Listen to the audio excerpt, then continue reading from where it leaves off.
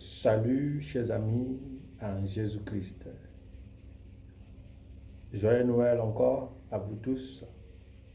Nous sommes à l'octave de Noël et aujourd'hui nous célébrons le martyre de Saint-Étienne, le premier martyr.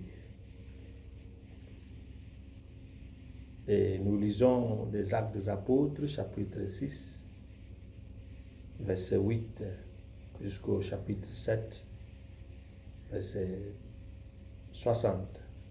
Quelques versets regroupés. Psaume 30 et Matthieu chapitre 10, verset 17 à 22. Et notre thème, c'est rempli de l'Esprit Saint, Étienne meurt comme le Christ. C'est le thème du missel romain. Rempli de l'Esprit Saint, Étienne meurt comme le Christ. Cette fête que l'Église a placée juste après la fête de Noël nous montre la capacité à influencer la vie de celui que nous célébrons à Noël. La capacité d'influencer, de posséder une vie, de sorte que la personne peut tout faire à cause de ce nom. Comme l'Évangile nous dit que nous serons persécutés au nom de Jésus. Au nom de Jésus. Rempli de l'Esprit Saint, Étienne nous démontre ce qui diffère ceux qui sont remplis de l'Esprit comme lui des autres.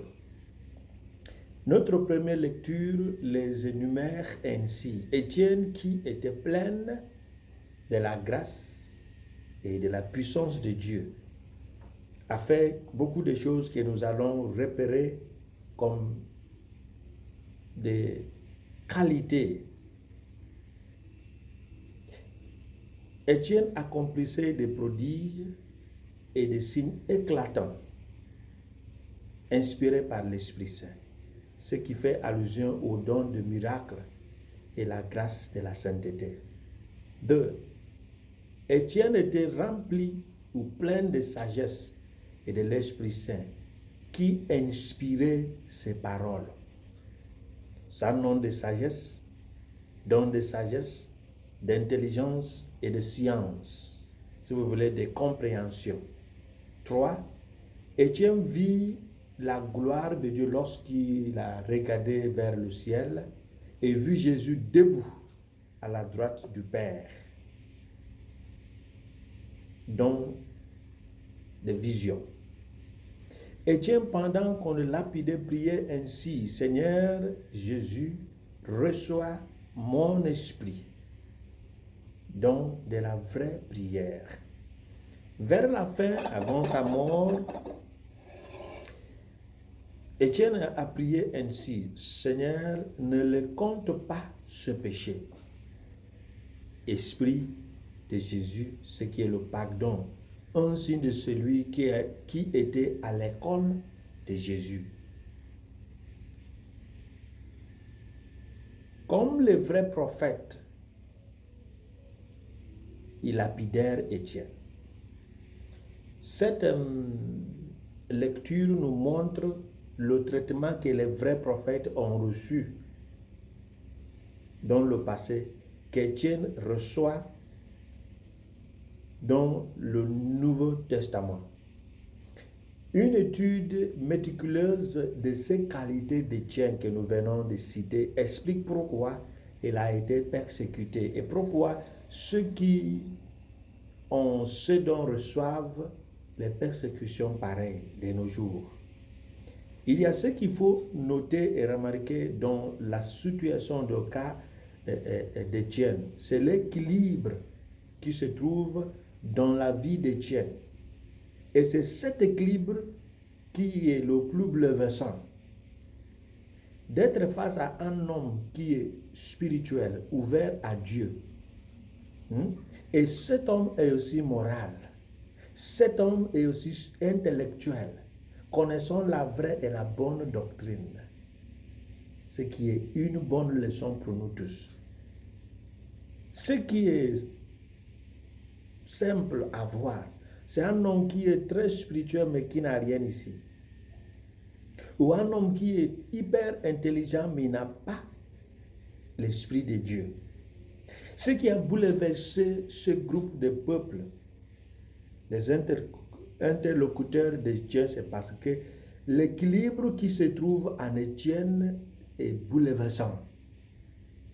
Tout se trouve en lui parce qu'il est rempli de l'Esprit qui donne vie, qui donne l'intelligence et parce qu'il est aussi vrai à cet esprit.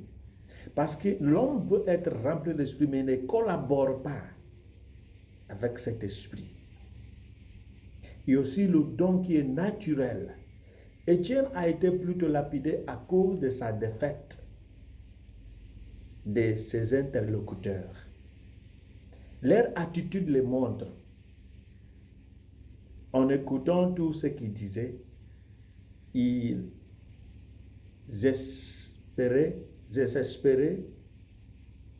contre lui et grinçaient des dents.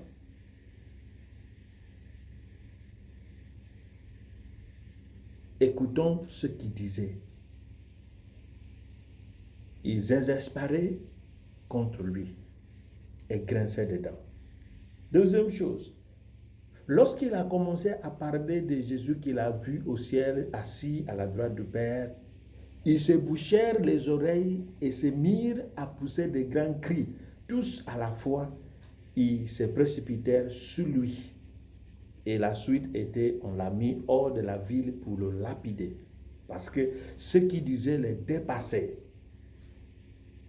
En lien avec les paroles de Jésus dans l'évangile, Étienne a été persécuté par ses propres frères dans la foi juive. Néanmoins, étant un vrai croyant, Étienne ne partageait pas la foi aveugle des Juifs au sujet du temple et des rituels. Étant un helléniste, Étienne comprend mieux que l'Église devait se libérer du moule du passé pour se séparer des Juifs s'ils refusent de croire.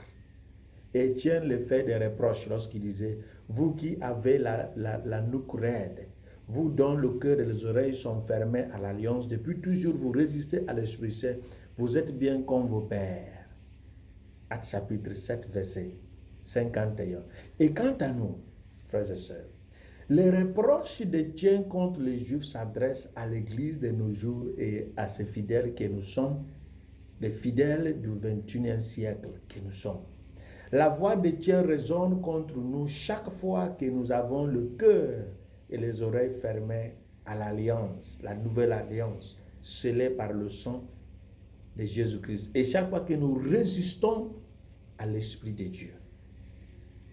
Donc, lorsque nous prenons la piste de ceux qui ont lapidé Étienne, nous participons à leur crime. Que l'Esprit qui a rempli Étienne nous remplisse et qui nous donne la foi de vivre dans cette nouvelle alliance. Grâce à Jésus, le nouveau-né, et qui nous bénisse le Père, le Fils et le Saint-Esprit. Amen.